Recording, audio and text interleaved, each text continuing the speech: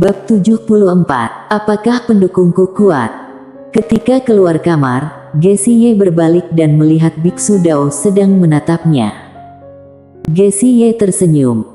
Biksu Tao bertanya, apa dia ada peluang mendapatkan keberuntungan Tao?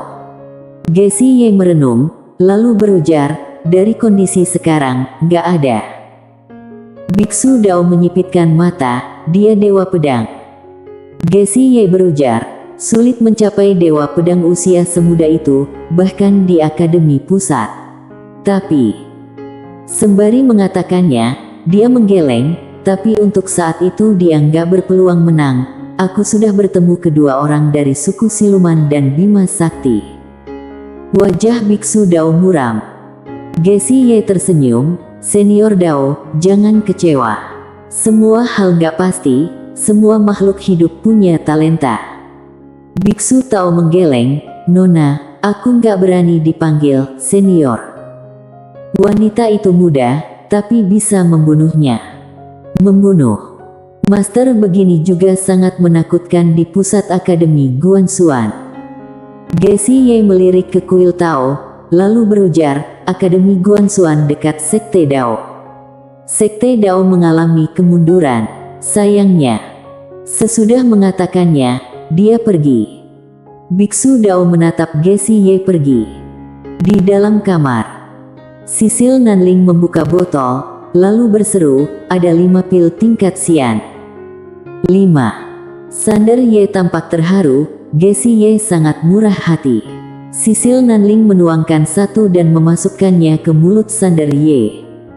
Begitu Sander Ye makan, cahaya hijau tua muncul dari tubuhnya, lalu lukanya langsung sembuh. Melihat ini, Sander Ye dan Sisil Nanling terkejut. Segera, kulit mati di tubuh Sander Ye terkelupas, lalu kembali normal. Sander Ye terperanjat. Ada obat penyembuh yang begitu mengerikan, dia jadi tahu banyak. Sisil Nanling terperanjat, obat ini menakutkan. Sander Ye menggeleng dan tersenyum.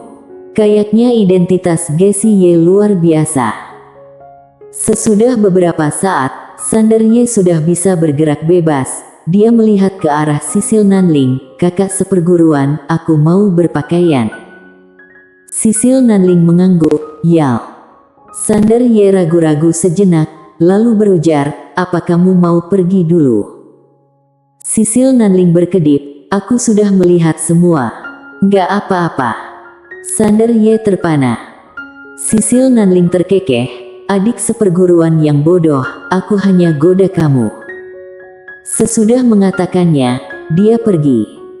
Sesudah Sisil Nanling pergi, Sander Ye bangun. Sesudah berpakaian, dia keluar dari kamar.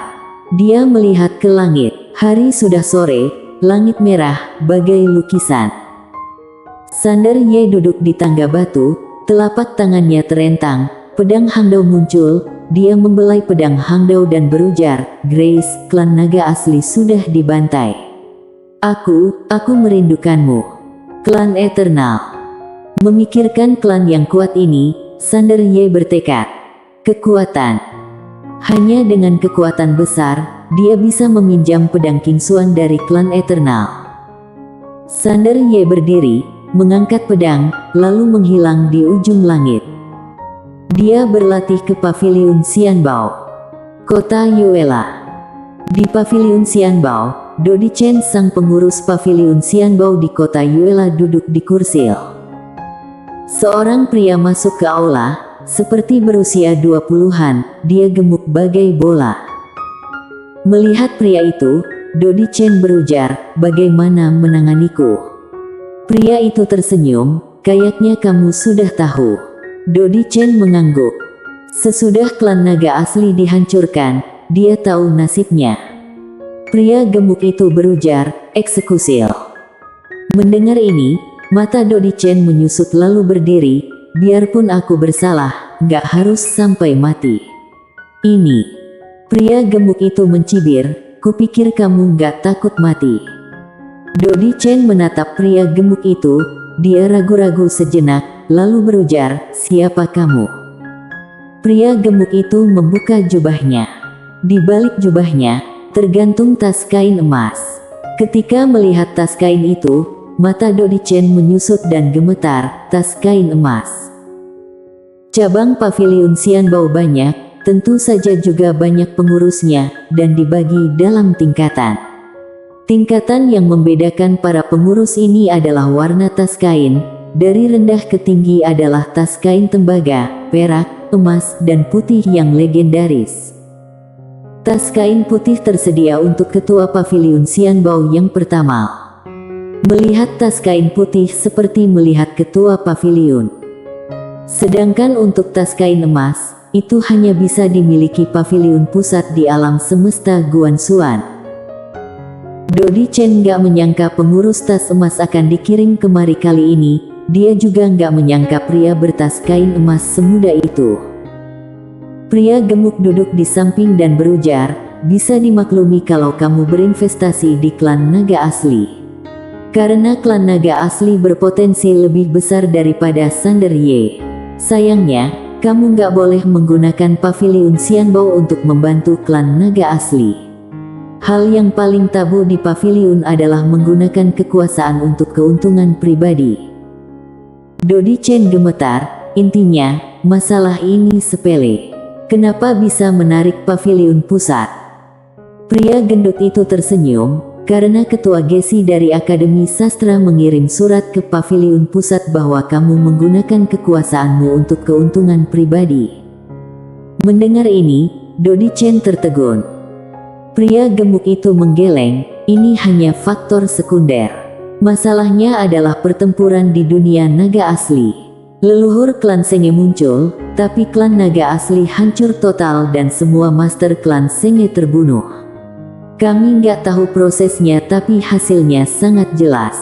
Artinya, leluhur klan Senge, Liam, nggak bisa melawan pendukung Tuan Muda Sander. Wajah Dodi Chen semakin pucat. Pria gendut itu berkata lagi, menyalahgunakan kekuasaan untuk keuntungan pribadi bukanlah apa-apa. Sayangnya, kamu bertaruh pada pihak yang salah. Dodi Chen frustasi, apa yang akan dilakukan paviliun pusat terhadapku? Pria gemuk itu berujar dengan tenang, bunuh ayam itu untuk menakuti monyet. Dodi Chen tersenyum sedih, nggak peduli seberapa kuat pendukung Sander Ye, apa bisa sekuat keluargaan. Pria gemuk mengambil cangkir teh dan menyesapnya, lalu berujar, aku nggak tahu, tapi yang pasti lebih baik darimu. Apalagi, kamu mau membantu keluargaan lewat klan naga asli, tapi sayangnya, keluargaan bahkan nggak tahu ada kamu. Sembari berbicara, dia menggeleng, sebagai manusia, jangan menjadi anjing penjilat. Anjing penjilat, akhirnya nggak ada yang tersisa. Dodi Chen terpana. Pria gemuk itu berujar, semoga perjalananmu menyenangkan. Begitu terucap, Dodi Chen langsung terbakar, berubah menjadi abu. Saat itu, pria gemuk berujar, suruh masuk. Suara itu terdengar, seorang wanita masuk ke aula. Itu adalah Mona dari kota Yong.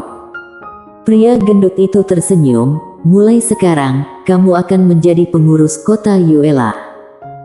Mona tertegun, Pria gemuk itu tersenyum dan berujar, apakah kamu nggak mau jadi pengurus kota Yuela? Mona berujar, tentu saja bukan, hanya sulit dipercaya.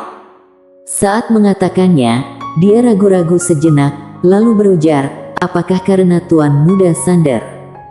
Kegalauan Mona hilang. Dia membuat taruhan yang tepat.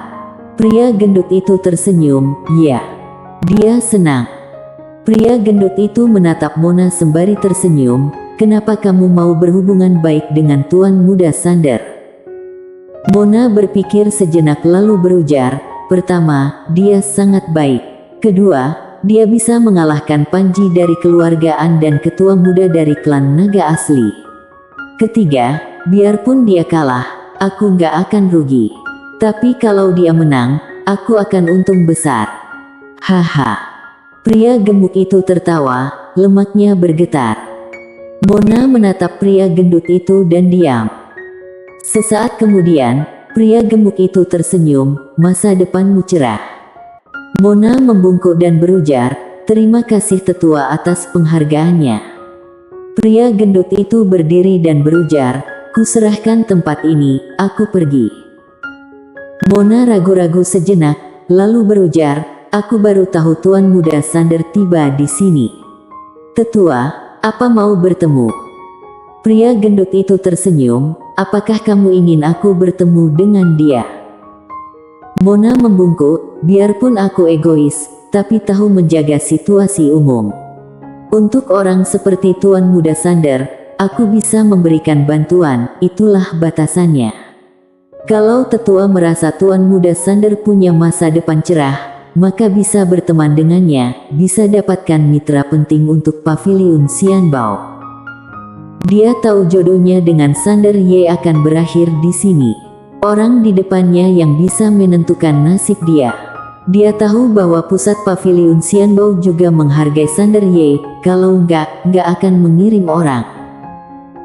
Jadi, dia menyimpulkan bahwa biarpun dia enggak bilang, orang di depannya akan pergi menemui Sander Ye. Kalau begitu, kenapa dia enggak berinisiatif bilang saja?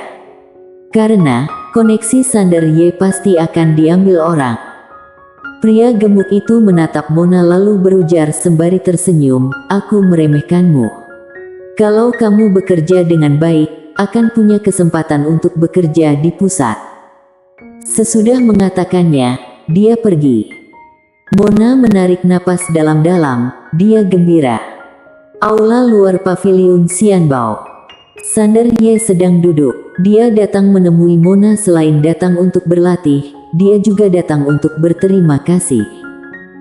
Saat dia berkonflik dengan klan naga asli, Mona banyak membantunya. Kala itu, seorang pria gemuk masuk ke aula. Sander Ye menatap pria gemuk yang tersenyum, Tuan Muda Sander, ayo berkenalan. Namaku Vendiokin, kamu bisa panggil aku Vendio. Sander Ye terkejut, benarkah? Vendiokin tersenyum, aku atasan Nona Mona. Sander Ye mengangguk, oh begitu. Vendiokin berujar, Tuan Muda Sander, aku minta maaf atas nama Paviliun Xianbao. Sander Ye bingung, kenapa? Vendiokin tersenyum getir, sejujurnya, keberadaan Tuan Muda Sander terungkap karena Dodi Chen, pengurus Paviliun Xianbao di kota Yuela. Dia berkolusi dengan klan naga asli. Dia menggunakan sistem intelijen Paviliun Xianbao untuk membantu klan naga asli. Mendengar ini, Sander Ye terdiam. Sebelumnya dia penasaran kenapa klan naga asli bisa menemukannya. Jadi begitu. Vendiokin menambahkan, biarpun sudah mengeksekusi Dodi Chen, aku masih merasa bersalah. Saat mengatakannya, dia mengeluarkan cincin penyimpanan dan menyerahkannya pada Sander Ye. Tuan Muda Sander, ini niat kecil dari Paviliun Xianbao, terimalah. Sander Ye melihat ada 1 juta kristal emas di cincin penyimpanan. Royal. Sander Ye terkejut, sangat murah hati. Vendiokin berujar, kami tahu Nona Mona berteman dengan Tuan Muda Sander. Jadi, dia dipromosikan menjadi penanggung jawab Paviliun Xianbao di kota Yuela. Kalau Tuan Muda Sander butuh sesuatu, bisa langsung cari dia. Sander Ye melirik Vendiokin, lalu berujar, Kak Vendio, apakah pendukungku kuat? Dia tahu pasti ada alasan kenapa pihak lain begitu sopan. Karena ayahnya. Atau karena kakak yang bergaun polos. Vendiokin terdiam. Kenapa menanyakan ini? Dia nggak bisa jawab. Apakah dia nggak tahu pendukungnya kuat atau enggak? Sander Ye berujar dengan serius, aku memang mau tahu. Vendiokin melirik Sander Ye, lalu berujar, Kak Sander, kamu bukan tipe orang yang suka mencolok, jadi aku katakan. Sebenarnya, aku nggak tahu apakah pendukungmu kuat. Apakah kamu sendiri nggak tahu? Sander Ye berpikir sejenak, lalu menghembus napas, anggap saja pendukungku kuat. Vendiokin terpana. Bersambung.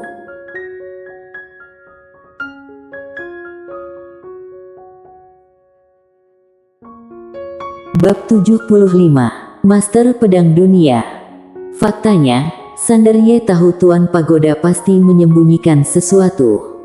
Tapi, sekarang dia nggak begitu peduli. Yang dia peduli sekarang adalah kekuatannya. Kekuatan adalah raja. Kalau kuat, dia bisa bersuara. Fendiokin melirik Sanderye dengan terkejut. Apakah orang ini nggak mengetahui jati dirinya? Hasil penyelidikan dia adalah Sanderye adalah anak angkat keluarga Ye, tapi dia nggak menemukan identitas asli Sanderye. Sepertinya identitas Sanderye nggak sederhana. Tentu saja Sanderye juga mengesankan. Dewa pedang yang berusia 17 tahun. Jangankan di dataran tengah negara es, biarpun di pusat Akademi Guanxuan, dia termasuk jenius. Begitu seorang jenius menjadi kaisar pedang, akan sangat berbobot. Tahukah kamu, pusat Akademi Guanxuan hanya punya 3 kaisar pedang? Sesudah berpikir, Fendiokin tersenyum. Kak Sander, di dunia ini, status dan latar belakang memang penting, tapi menurutku upaya pribadi lebih penting. Kalau kita nggak bisa jadi generasi kedua yang kuat, maka jadi generasi pertama yang kuat. Sanderye tersenyum, kalau kita nggak bisa jadi generasi kedua yang kuat, maka jadi generasi pertama yang kuat. Kak Fendio, aku suka. Fendiokin tertawa.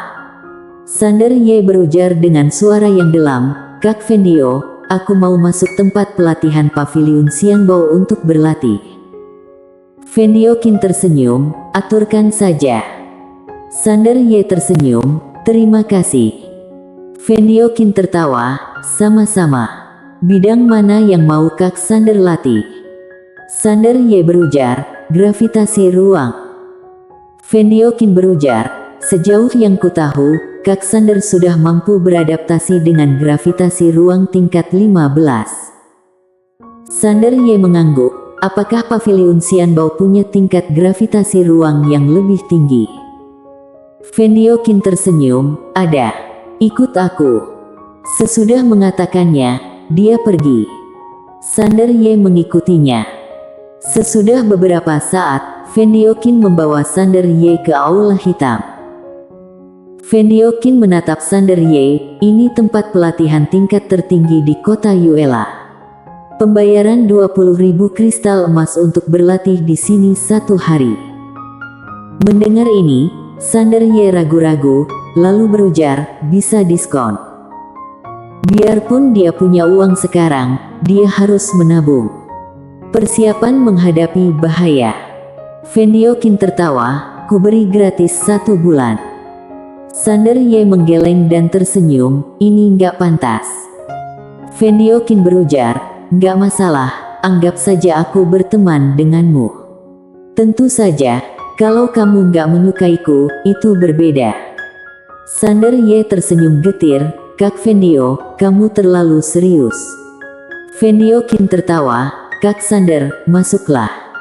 Sanderye mengangguk, oke. Fendiokin berujar, mau mulai dari tingkat 16 atau? Sanderye berujar, mulai dari tingkat 16. Fendiokin mengangguk, oke.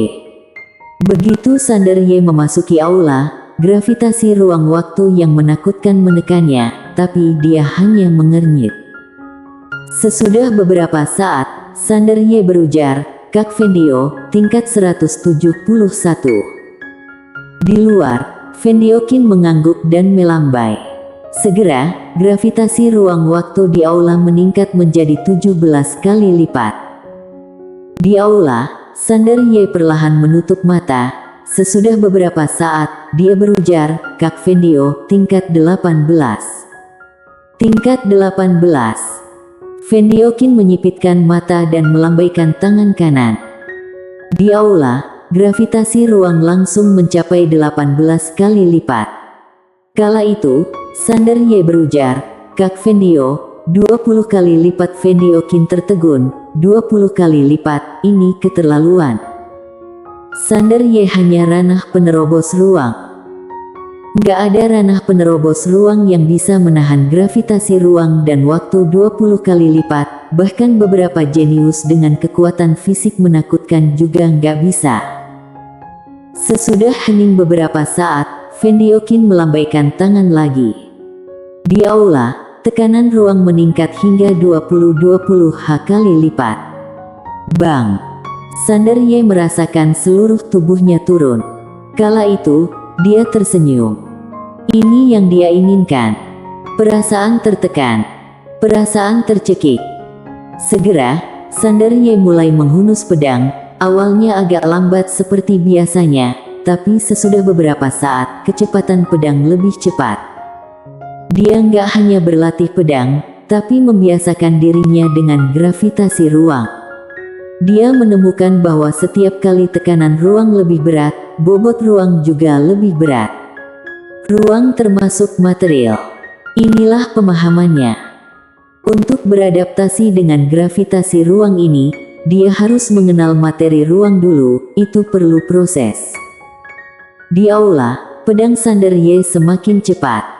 Di luar, Vendiokin melihat dengan cermat.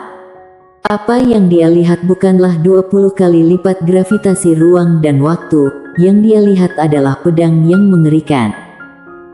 Kalau Sander Ye keluar, siapa di level setara yang bisa menahan kecepatan dia? Jangankan level setara, biarpun 2 atau 3 level lebih tinggi, juga nggak ada masalah. Jenius. Vendiokin menggeleng dan tersenyum. Orang seperti ini pasti akan masuk daftar jenius di pusat akademi Guanxuan. Memikirkan ini, Vendiokin merasa agak konyol. Kenapa? Karena dalam daftar jenius, alam terendah adalah ranah bencana besar. Di atas ranah penerobos ruang adalah ranah penghancur ruang, dan di atas ranah penghancur ruang adalah ranah hukum bumi, lalu ranah hukum langit, ranah bencana kecil dan ranah bencana besar. Sander Ye berjarak 5 ranah dari ranah bencana besar. Sander Ye adalah ranah penerobos ruang paling mengagumkan yang pernah dia temui. Sander Ye berujar, "Kak Vendio, 21 kali lipat." Vendiokin melirik Sander Ye di aula dan melambai. Segera, tekanan ruang di aula meningkat menjadi 21 kali lipat. 2 jam berlalu. Tekanan ruang di aula meningkat menjadi 22 kali lipat. Selama periode ini, Vendiokin nggak pergi. Semakin melihat, dia semakin ketakutan. Setiap kali dia merasa Sander Ye sudah mencapai batasan, tapi detik berikutnya, Sander Ye meningkat lagi. 2 jam lagi sudah berlalu, saat itu, tekanan ruang di aula meningkat 23 kali lipat. 23 kali lipat. Vendiokin terdiam. Kala itu, dia nggak lagi terkejut, tapi takjub. Keesokan siang, tekanan ruang di aula meningkat 25 kali lipat. Tekanannya 25 kali lebih berat daripada tekanan di luar. Apa konsep ini? Vendiokin menatap Sander Ye di aula, dengan ekspresi rumit. Orang gila. Inilah yang dia pikirkan. Kemampuan kultivasi Sander Ye menakutkan. Dia bisa merasakan Sander Ye mengalami rintangan setiap saat, tapi Sander Ye sangat bersemangat dengan kerja keras. Sangat bersemangat. Dia tahu Sander Ye terus-menerus menantang batas kemampuan sendiri. 5 hari berlalu. Kala itu, tekanan ruang di aula tempat Sander Ye berada sudah mencapai 30 kali lipat. Di aula, Sander Ye menghunus pedang seperti orang tua, tapi seiring berjalannya waktu, kecepatan semakin cepat. Sekitar 2 jam kemudian, kecepatan Sander Ye sama saat berada di luar. Kala itu, dia sepenuhnya beradaptasi dengan tekanan ruang 30 kali lipat. Sander Ye berujar, "Kak Vendio, 31 kali lipat." Kala itu, semua tekanan ruang menghilang. Sander Ye tercengang. Vendiokin masuk. Dia menatap Sander Ye lalu menggeleng dan tersenyum. "Kak Sander, 30 kali lipat adalah tekanan ruang tertinggi di kota Yuela. Tertinggil. Sander Ye mengernyit. Fendiokin menatap Sander Ye seolah-olah melihat monster. Sander Ye mengangguk, lalu berbaring di lantai, matanya tertutup. Meresapil. Selama periode ini, pengetahuannya tentang ruang dan waktu meningkat pesat. 3 hal, biasakan diri dengan ruang, integrasikan dengan ruang dan melampaui ruang. Ruang mempunyai hukum, selama memahami hukum, bisa mendapatkan hasil 2 kali lipat dengan setengah usaha. Faktanya, dengan kekuatannya waktu itu, dia bisa menghancurkan ruang angkasa dengan mudah lalu menggunakan ledakan ruang untuk menghasilkan kekuatan yang dahsyat. Itulah ranah penghancur ruang. Tapi dia nggak memilih untuk menerobosnya.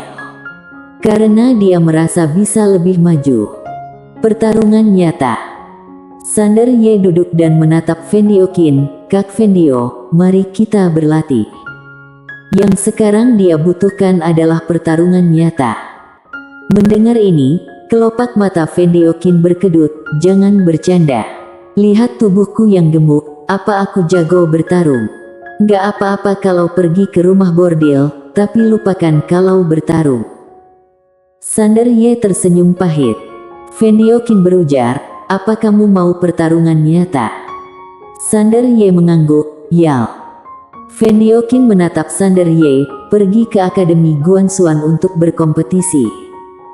Sander Ye agak bingung, apa maksudnya? Fendiokin heran, apa kamu nggak tahu Akademi Guanxuan ada peringkat budo? Sander Ye menggeleng, nggak tahu. Begitu sampai di dataran tengah negara 5, dia pergi ke Sekte Dao. Sekte Dao, dia akan menangis kalau cerita. Fendiokin menjelaskan, di Akademi Guanxuan ada peringkat budo. Semua jenius di dataran tengah negara es dan di bawah dataran tengah negara es bisa berpartisipasi selama berusia di bawah 25 tahun. Para jenius dalam daftar seni bisa ini setara dengan tolok ukur generasi muda dataran tengah negara es. Sander Ye menggeleng, aku bukan dari Akademi Guanxuan. Fendiokin tersenyum, bukan dari Akademi Guanxuan juga bisa berpartisipasi. Sander Ye terdiam. Fendiokin berujar lagi, ada hadiah. Sander Ye segera melihat ke arah Fendiokin, hadiah apa? Fendiokin tersenyum, juara ke-10 akan menerima 500.000 kristal emas setiap bulan, juara ke-9 dapat 700.000 kristal emas, juara ke-8 dapat 1 juta setiap bulan, juara ke-7 dapat 1,3 juta kristal emas setiap bulan, juara ke-3 dapat 3 juta kristal emas setiap bulan, juara kedua dapat 4 juta kristal emas setiap bulan, juara pertama dapat 5 juta kristal emas setiap bulan dan 10.000 kristal peril. 5 juta kristal emas, 100.000 kristal peri. Sander Ye tergodal.